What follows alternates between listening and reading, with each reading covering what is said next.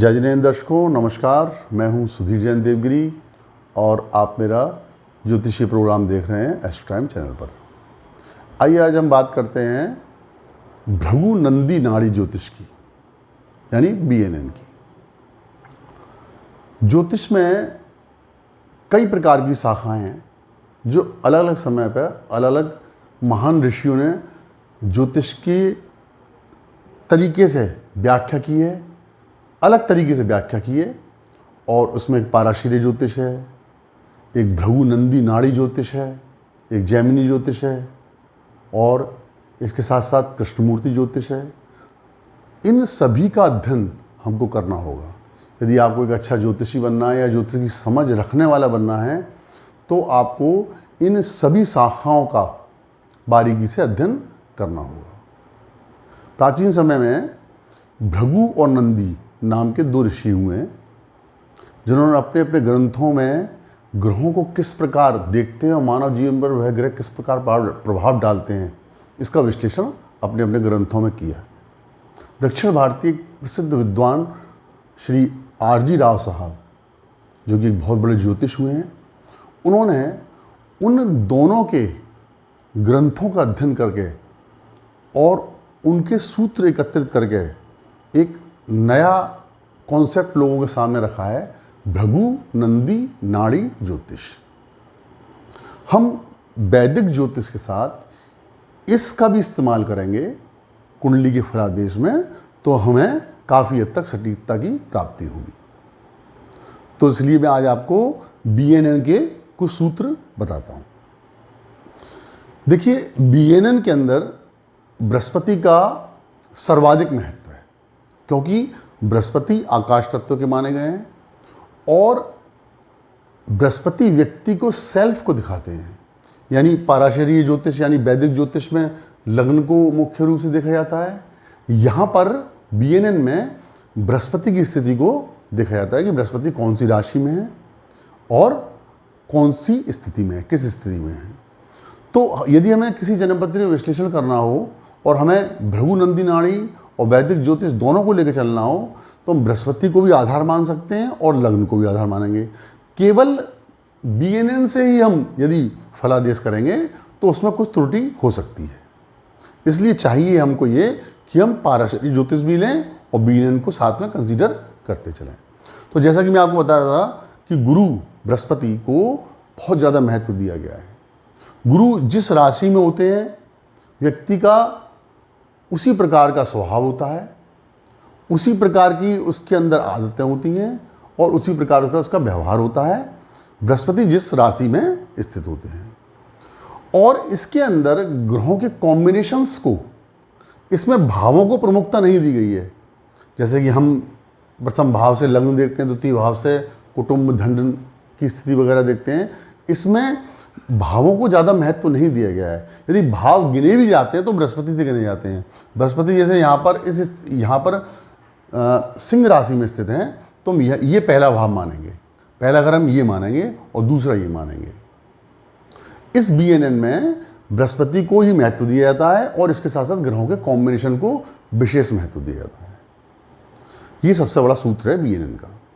इसके साथ साथ दूसरा, इसमें सभी कारक तत्वों का, जैसे कि पाराशरीय ज्योतिष में मैंने जैसा कि आपको कारक तत्व बताए हैं, कारक जैसे कि सूर्य पिता का, चंद्र माता का, शुक्र स्त्री का, इनके कारक होते हैं। BNN में उन कारकों से ही फलादेश किया जाता है और ग्रहों के कॉम्बिनेशन देखे जाते हैं कि ग्रह मूल रूप से, मुख्य रूप से कॉम्बिनेशन किस प्रकार बना रहे हैं। और इसके अंदर कॉम्बिनेशन देखने की कुछ अलग तरीका भी है।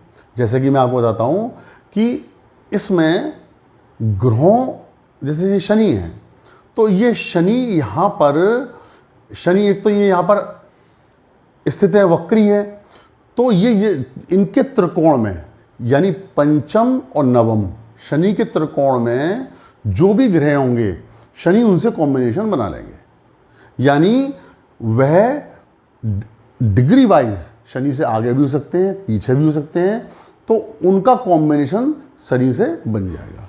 जैसे शनि मान लीजिए यहाँ पे 20 डिग्री के हैं और सूर्य यहाँ पर 25 डिग्री के हैं, तो शनि के बाद सूर्य को माना जाएगा। केतु मान लीजिए 26 डिग्री के हैं, तो सूर्य के बाद केतु को माना जाएगा। या केतु 21 डिग्री के हो गए तो शनि के बाद केतु को माना जाएगा। इस प्रकार ग्रहों का कॉम्बिनेशन इसमें बनाया जाता है। इसमें ग्रहों को जब बलवान माना जाता है जब ग्रहों के द्वितीय हाउस जैसे चंद्रमा है, चंद्रमा के दूसरे घर में भी कोई ग्रह होना चाहिए, चंद्रमा के 12वें घर में भी कोई ग्रह होना चाहिए और चंद्रमा के 7वें घर में भी कोई ग्रह होना चाहिए। यानी इन 3 स्थितियों में से कम एक स्थिति तो होनी ही चाहिए। यदि ग्रह के दूसरे और 12 में कोई ग्रह नहीं है, 7 में कोई ग्रह नहीं है, तो उस ग्रह को BNN में कमजोर माना जाता है।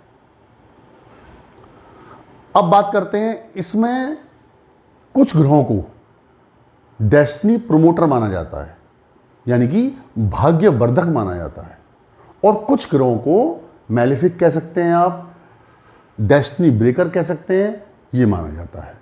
डेस्टिनी प्रोमोटर में आते हैं सूर्य, बृहस्पति, बुध और शुक्र। किसी भी जन्म पत्री में, कोई भी लग्न की जन्म पत्री हो, लग्न हमें जुपिटर से देखनी है जैसे मैंने आपको बताया है BNN में, लेकिन हमें दोनों को लेकर चलना है, पाराशर को भी लेकर चलना है और भृगुनंदी नाड़ी के सूत्रों को भी लेकर चलना है। तो ये हो गए डेस्टिनी प्रमोटर, और ये होते हैं शनि, मंगल, चंद्र, राहु, केतु। ये डेस्टिनी ब्रेकर है। ये सभी प्रकार के अवरोध, ऑब्स्टिकल, ऑब्स्ट्रक्शन, हर प्रकार की परेशानियां, रुकावट के ये सभी ग्रह कारक हैं, शनि, मंगल, चंद्र, राहु, केतु।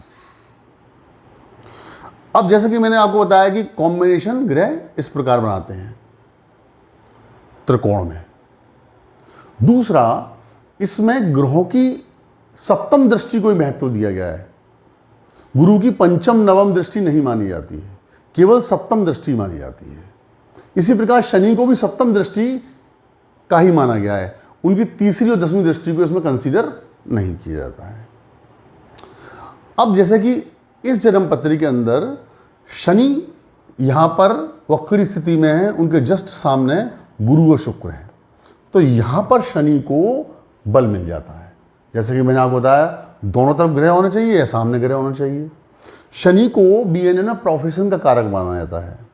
तो जब गुरु और शुक्र जैसे डेस्टिनी प्रमोटर ग्रह शनि के सामने होंगे तो व्यक्ति के जीवन के अंदर निश्चित रूप से BNN में बताया जाता है, और ऐसा मैंने देखा भी है कि निश्चित रूप से उसके जीवन में, उसके प्रोफेशन में बहुत तरक्की और बहुत अच्छी स्थिति के जीवन में समय आएंगे। इसके साथ साथ अब हमको फिर प्रोफेशन के 10म भाव का भी अध्ययन कर लेना चाहिए, BNN को भी देखना चाहिए, और लग्न कुंडली के अनुसार 10म भाव का अध्ययन करना चाहिए, तो फल में अधिक सटीकता रहेगी। अब इसमें जो ग्रहों के कॉम्बिनेशन देखे जाते हैं, वह ग्रह एक दूसरे से कॉम्बिनेशन बनाते हैं, तो वह क्या फल देंगे ये मैं आपको आने वाले समय में बताऊंगा। अब इसमें एक और महत्वपूर्ण बात मैं आपको बताना चाहता हूँ। किसी भी व्यक्ति का जब जन्म होता है तो उसके ग्रह जहाँ पर स्थित होते हैं, वह ग्रह का एक स्नैपशॉट जन्म पत्री है, उसका बर्थ चार्ट है, लेकिन ग्रह हमेशा चलते रहते हैं। तो BNN में ये देखा जाता है कि जन्म के बाद जो ग्रह चल रहे हैं वो लगातार चल रहे हैं, तो आने वाले समय में, क्योंकि जन्म के समय जो ग्रह जहाँ पर स्थित होता है वहाँ उसकी एनर्जी जीवन भर प्रभाव डालती है व्यक्ति के जीवन में, तो ग्रह फिर भी चलायमान है। जैसे शनि यहाँ पर चतुर्थ स्थान में कुंभ राशि में वक्री स्थिति में है, तो ये प्रभाव व्यक्ति को जीवन भर रहेगा इसका, शनि का। लेकिन जन्म के तुरंत बाद भी शनि आगे भ्रमण करेंगे और बाकी सभी ग्रह भी अपने अपने एंटी क्लॉकवाइज भ्रमण करते जाएंगे। अब जन्म के समय ये स्थिति थी, जन्म के तुरंत बाद ये बुध भी आगे बढ़ जाएंगे, गुरु भी आगे बढ़ जाएंगे, शुक्र भी अपने अपने समय, जैसा इनका मैंने आपको बताया कि कितना काल होता है एक राशि में भ्रमण करने का, उस हिसाब से आगे बढ़ते चले जाएंगे। तो इसमें यह देखा जाता है कि ग्रह आगे जाके किस समय कौन से ग्रह से मिल रहा है, किस ग्रह की एनर्जी से मिल रहा है। वो जन्मकालीन ग्रह तो वहाँ पे नहीं है, लेकिन उसकी एनर्जी जो जीवन भर वहाँ रहने वाली है वह उससे मिल रहा है। तो यदि ग्रह डेस्टिनी प्रमोटर से मिलता है तो उस समय व्यक्ति के जीवन में बहुत अच्छी स्थिति होती है, यानी उस समय सुख का समय होता है, जीवन में उन्नति उत्साह का समय होता है। और यदि वही ग्रह डेस्टिनी ब्रेकर से मिलता है आगे जाके, तो वह समय जीवन में अवनति का होता है, दुख का होता है। इसी प्रकार इसको तकनीकी रूप से यदि हम दशांतर दशा भी इसमें इस्तेमाल कर लें, वैसे बीएनएन में दशांतर दशा इस्तेमाल नहीं होती हैं, तो हम क्या है वेरीफाई कर सकते हैं कि गुरु इस समय डेस्टिनी ब्रेकर से मिल रहे हैं और व्यक्ति की खराब दशा चल रही है, तो हमें मालूम पड़ जाएगा कि हमें दो पक्ष व्यक्ति के खराब दिख रहे हैं, तो इस समय इसका समय सही नहीं है। और इसी प्रकार यदि दशांतर दशा भी अच्छी चल रही है और बृहस्पति जो कि सेल्फ को दर्शाते हैं इस बीएनएन में, वो डेस्टिनी प्रमोटर से मिल रहे हैं आगे जाके उस काल में, तो उस समय व्यक्ति को उन्नति मिलेगी। उदाहरण स्वरूप जैसे कि सूर्य को पिता का कारक बताया गया है, तो सूर्य जो हैं वह पिता के कारक हैं, पाराशरी में भी यही बताया गया है। अब सूर्य यहाँ पर मान लीजिए 25 डिग्री के सूर्य हैं और केतु 26 डिग्री के हैं, तो जन्म के तुरंत बाद पिता को, इस व्यक्ति के, इस बच्चे के पिता को प्रॉब्लम आएगी, क्योंकि वह तुरंत बाद, बच्चे के जन्म के तुरंत बाद सूर्य केतु से मिलेंगे। और यदि उसकी दशा अंतरदशा भी इसी बात की ओर इशारा कर रही हो, तो हम निश्चित रूप से कह सकते हैं कि इस बच्चे के जन्म के बाद इसके पिता के जीवन में कई प्रकार की प्रॉब्लम आएंगी। ये सब किस तरीके से हम अप्लाई करेंगे जन्म पत्रियों में, इसमें और कौन कौन से योग हैं, ये मैं आपको समय समय पर बताता चलूँगा। इसमें सप्तम दृष्टि देखी जाती है, और इसके साथ साथ एक उदाहरण और मैं आपको बता रहा हूँ कि जैसे कि ये चंद्रमा है, चंद्रमा से मान लीजिए यहाँ पर हम लिख देते हैं गुरु को, गुरु यहाँ है मान लीजिए, और यहाँ मान लीजिए हम शनि लिख देते हैं, शनि यहाँ है।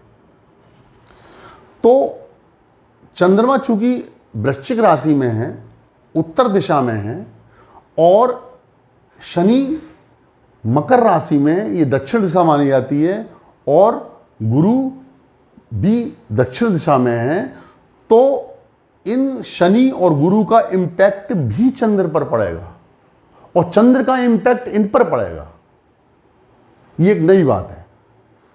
ये पार्शियली इम्पैक्ट पड़ता है, मैंने देखा जन्मपत्रियों में, ये पूरी तरह इम्पैक्ट नहीं पड़ता है, केवल जो ग्रह साथ में होता है उसका पूरा इम्पैक्ट पड़ता है, ये पार्शियली इम्पैक्ट पड़ता है। ये एक नया नियम है बीएनएन का, तो इसको भी आपको समझना होगा, ग्रहों के कॉम्बिनेशंस को भी समझना होगा, ग्रह आगे किस प्रकार गति करेंगे और किस प्रकार गति कर रहे हैं, उसको यदि हम और विधाओं से और शाखाओं से ज्योतिष की वेरीफाई कर लेंगे तो हमें काफ़ी सटीकता मिलेगी। हमें जातक के बारे में ज़्यादा से ज़्यादा समझने की कोशिश करनी चाहिए, और हम समझ भी जाएंगे, क्योंकि हम गुरु को देखेंगे। गुरु जीव कारक बताया गया है और जीव कारक गुरु होते हैं, तो जीव कारक जिस राशि में बैठा है व्यक्ति में पूर्ण रूप से उसी के गुण आ जाएंगे। और इसके साथ साथ जो लग्न होगी, लग्नेश और लग्न स्वामी और लग्न में स्थित ग्रहों के भी गुण आ जाएंगे। तो इस प्रकार हमारे भविष्य कथन में काफ़ी सटीकता आ जाएगी। बीएनएन के आज मैंने आपको थोड़े से सूत्र बताए हैं, कुछ आपको इंट्रोडक्शन दिया है, आगे मैं इस पर बात करता रहूँगा समय समय पर।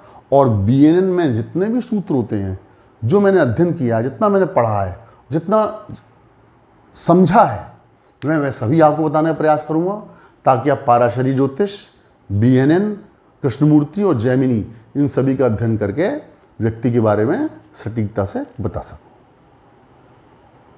कृपया यदि आपको ये मेरा प्रोग्राम अच्छा लगा हो तो लाइक कीजिए और मेरे चैनल को सब्सक्राइब कीजिए। जय जिनेन्द्र।